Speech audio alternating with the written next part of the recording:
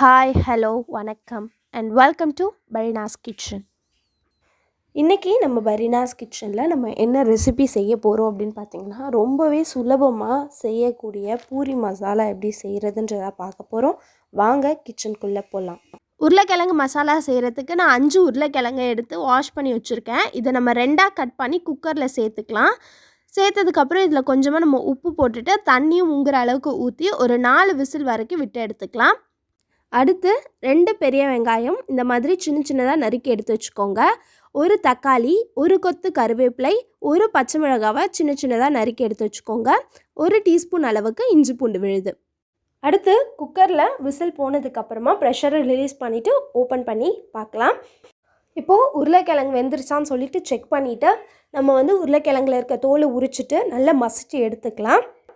இப்போது நம்ம பூரி மசாலா செய்கிறதுக்கு ஸ்டவ்வில் கடாய் வச்சுட்டு கடாய் நல்லா காஞ்சதுக்கப்புறம் 2லேருந்து 3 டேபிள் ஸ்பூன் அளவுக்கு ஆயில் நம்ம சேர்த்துக்கலாம். எண்ணெய் நல்லா காஞ்சி வந்ததுக்கப்புறம் நம்ம கட் பண்ணி வச்சுருந்த வெங்காயம் அது கூடவே கருவேப்பிலையும் நம்ம சேர்த்து நல்லா நம்ம இதை கிளறி விட்டுக்கலாம். ஸ்டவ்வை மீடியம் ஃப்ளேம்லேயே வைங்க.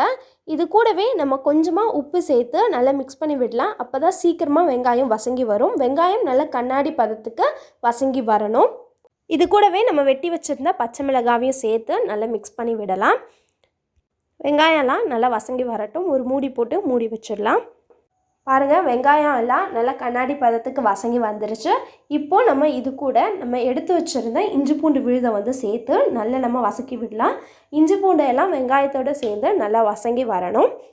இஞ்சி பூண்டு எல்லாம் நல்லா வசங்கி வந்ததுக்கப்புறம் இது கூட தக்காளியை நம்ம சேர்த்து நல்லா மிக்ஸ் பண்ணி விடலாம். தக்காளி நல்லா மசிகிற அளவுக்கு வசங்கி வரணும். இப்போ இது கூட ஒரு 1/4 டீஸ்பூன் அளவுக்கு மஞ்சள் தூள் சேர்த்து நல்லா நம்ம மிக்ஸ் பண்ணி விட்டுடலாம். தக்காளி வசங்கிறதுக்காக இதில் நம்ம கொஞ்சமாக தண்ணி சேர்த்து நல்லா மிக்ஸ் பண்ணி விட்டு மூடி போட்டு மூடிடலாம். தக்காளி எல்லாம் நல்லா வசங்கி வந்ததுக்கப்புறமா இதில் நம்ம மசிச்சு எடுத்து வச்சுருந்த அந்த உருளைக்கிழங்கை நம்ம சேர்த்து நல்லா நம்ம மிக்ஸ் பண்ணி விட்டுடலாம். அந்த உருளைக்கிழங்கோட அந்த மசாலா எல்லாம் நல்லா சேர்ந்து வர அளவுக்கு நம்ம இதை கிளறி விட்டுக்கிட்டே இருக்கணும். நல்லா மிக்ஸ் பண்ணி விட்டதுக்கப்புறம் நம்ம உப்பு செக் பண்ணிக்கலாம். உப்பு பத்தலை அப்படின்னா நம்ம இந்த டைமில் உப்பு சேர்த்துட்டு நல்லா மிக்ஸ் பண்ணி விட்டுடலாம். அவ்வளோதான், நம்மளுடைய சுவையான உருளைக்கிழங்கு மசாலா ரெடி ஆகிடுச்சு. கடைசியாக நம்ம கொத்தமல்லி தலையை தூவி ஸ்டவ் ஆஃப் பண்ணிடலாம். பாருங்கள், நம்மளுடைய சுவையான உருளைக்கிழங்கு மசாலா எந்த அளவுக்கு சூப்பராக இருக்குது அப்படின்னு சொல்லிட்டு சப்பாத்தி பூரியோடு வச்சு சாப்பிடும்போது அந்த அளவுக்கு டேஸ்ட்டு சூப்பராக இருக்கும். நீங்களும் இந்த ரெசிபியை கண்டிப்பாக ட்ரை பண்ணுங்கள். இது ரொம்பவே ஈஸியான ஒரு ரெசிபி தான். ட்ரை பண்ணிவிட்டு எப்படி இருக்குது அப்படின்னு சொல்லிட்டு கீழே இருக்க கமெண்ட் பாக்ஸில் கமெண்ட் பண்ணுங்கள். அடுத்த ஒரு நல்ல வீடியோவில் உங்களை சந்திக்கிறேன். See you, tata, bye bye. இந்த வீடியோ உங்களுக்கு பிடிச்சிருந்தா லைக் பண்ணுங்கள், ஷேர் பண்ணுங்கள், கமெண்ட் பண்ணுங்கள்.